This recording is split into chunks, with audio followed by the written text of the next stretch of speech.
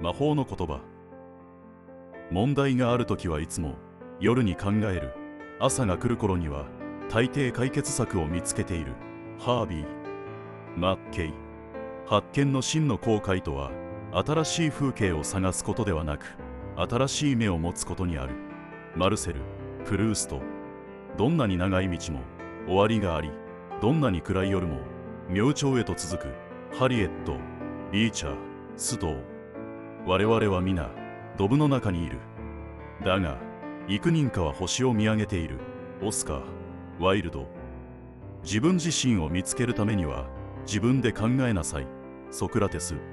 私たちが見るもの、あるいは見えると信じるものはただ夢の中の夢に過ぎない。エドガー・アラン・ポー。今はゆっくり休もう。